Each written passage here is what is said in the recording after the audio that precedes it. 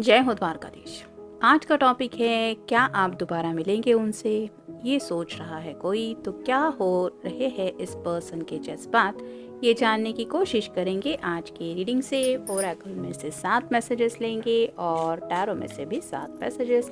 हो सकता है कुछ लोगों में थोड़ी सी कहा सुनी हुई है, किसी ने किसी को ब्लॉक करके रखा है, लेकिन फिर भी ये पर्सन आज भी आपके बारे में सोचते रहते हैं। और जैसा कि हमारा टॉपिक है, उनके मन में यही ख्याल आ रहे कि क्या आप दोबारा मिलेंगे उनसे। अगर वो पूछेंगे तो मतलब इन जनरल वो सोच रहे हैं। तो जज्बात जानने के लिए हम देखेंगे रीडिंग।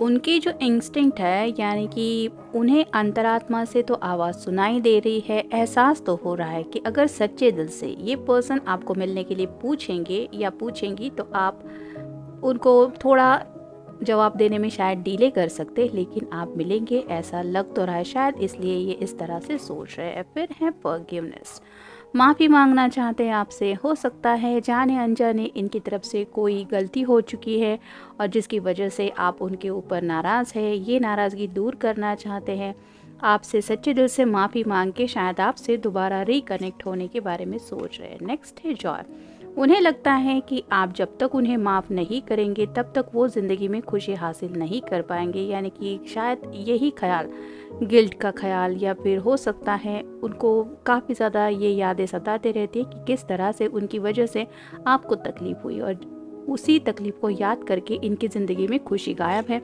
जो खुशी ये पाना चाहते हैं। फिर है विजडम।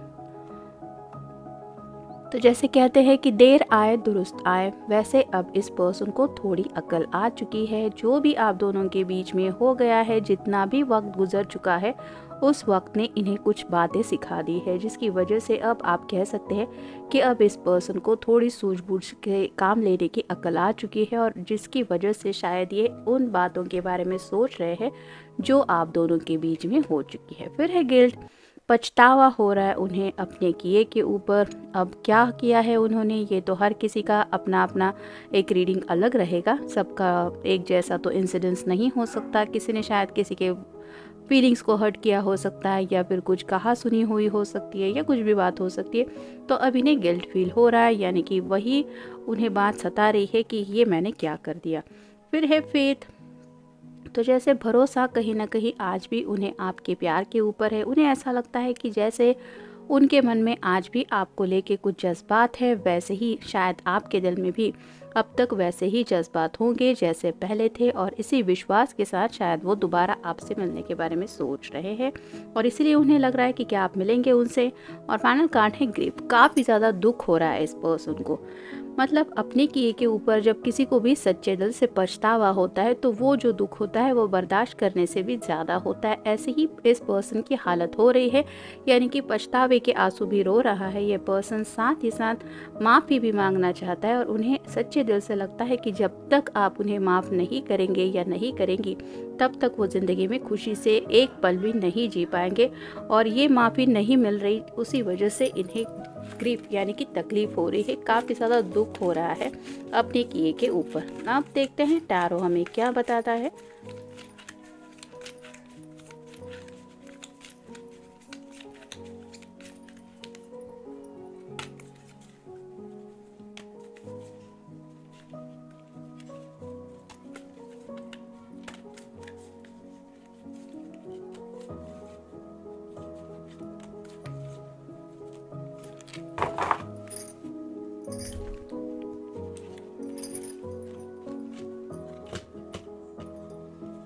पहला कार्ड मिला है सन का। तो जैसे सन का कार्ड क्लैरिटी का होता है, जहाँ पे सूरज की रोशनी मिल जाती है वहाँ पे अंधेरे का कोई काम नहीं होता। वैसे ही अब इस पर्सन के दिलो दिमाग में आप कह सकते हैं कि अब तक इस पर्सन की जैसे बत्ती गुल थी, उन्हें कुछ बातें समझ में नहीं आ रही थी, शायद उतना एहसास भी नहीं हो रहा था कि किस कदर उन्होंने आपको हर्ट किया है। तो अब आप कहते हैं कि उनकी जो दिमाग की ट्यूबलाइट है वो जल गई है, जिसकी वजह से उन्हें एहसास हो रहा है, वहाँ पे वो ख्याल सता रहे हैं कि देखो तुमने क्या किया, और उसी वजह से उन्हें क्लैरिटी मिल रही है कि उन्होंने जो भी किया, जाने अनजाने जो बातें हुई आप दोनों के बीच में, वो इनकी तरफ से जो हुई वो सही नहीं था। फिर है page of wands, fire sign Aries Leo या फिर सैजिटेरियस। राइट नाउ भी थोड़ा कन्फ्यूजन की एनर्जी में है ये पर्सन रिगार्डिंग एक्शन। तो आपको बात भी करना चाहते, आपकी तरफ बढ़ना भी चाहते, लेकिन क्या कह के आपको बुलाए, मतलब कोई बहाना तो देना चाहिए, या फिर मिलने के लिए बोलने के लिए क्या बोले, इस तरह की बातें उनके दिलो दिमाग में आ रही हैं जो थोड़ा सा उन्हें उलझन में, कन्फ्यूजन में डाल रही है। यानी कि जैसे आप समझ सकते हैं, अगर कोई पर्सन पहले से ही डरा हुआ है और उसको डायरेक्टली कोई इम्पॉर्टेंट एक ऐसा कोई काम अगर कोई दे दे कि तुम्हें ये काम करना है, वो पर्सन पहले से ही कंफ्यूज है और उसके ऊपर इतनी अगर जिम्मेदारियाँ कोई डाल दे कि अब तुम्हें ही ये डिसीजन लेना है या फिर तुम्हें ही इम्पॉर्टेंट काम करना है, तो वो थोड़ा सा कंफ्यूजन की एनर्जी में और ज़्यादा कंफ्यूज हो जाता है। वैसी ही हालत इस पर्सन की हो रही है। नेक्स्ट है द डेविल। कैप्रिकॉर्न का साइन है, आपका या उनका साइन हो सकता है। तो राइट नाउ भी जब भी ये पर्सन आपके बारे में सोचते हैं या सोचती है, तो उन्हें एहसास होता है कि still there is lots of feeling in his और हर हार्ट। तो काफ़ी ज़्यादा सेक्सुअल अट्रैक्शन आज भी उनके दिलो दिमाग में आपको लेके है, जिसकी वजह से शायद ये मैसेजेस की बजाय डायरेक्टली आपसे मिलने के बारे में सोच रहे हैं, क्योंकि इस तरह के जज्बात उनके दिलो दिमाग में है। नेक्स्ट है four of wands, fire sign Aries Leo या फिर सैजिटेरियस। ये कार्ड मोस्टली शादी का कार्ड माना जाता है। तो जैसे कि हमने देखा, सेक्सुअल थॉट्स तो उनके दिलो दिमाग में है ही साथ शायद अब ये पर्सन कोई आपकी तरफ एक्शन लेके शायद आपको शादी के बारे में पूछना चाहते हैं, या फिर आपने ज़िंदगी में मूव ऑन होने को लेके क्या सोचा है, कहीं आपने किसी और से तो शादी करने का फैसला नहीं किया ना, इस तरह की बातें सोच रहे हैं। फिर है six of wands, fire sign Aries Leo या फिर सैजिटेरियस। ये विक्ट्री का कार्ड होता है, तो आपको पाना है। अब ये इन्हें लगता है जीत हासिल करना चाहते हैं, यानी कि इस प्यार में अगर उनकी हार हो रही थी, ये उन्हें एहसास हो रहा है, तो उस हार को ये जीत में बदलना चाहते हैं। यानी कि आपसे मिलके अगर आप कन्विंस हो गए या हो गई, तो शायद ये आपको शादी के बारे में पूछना चाहेंगे और उसके बाद ये खोया हुआ प्यार वापस पाने के बारे में सोच रहे हैं। फिर है six of cups, water sign Cancer, Scorpio या फिर पाइसेस।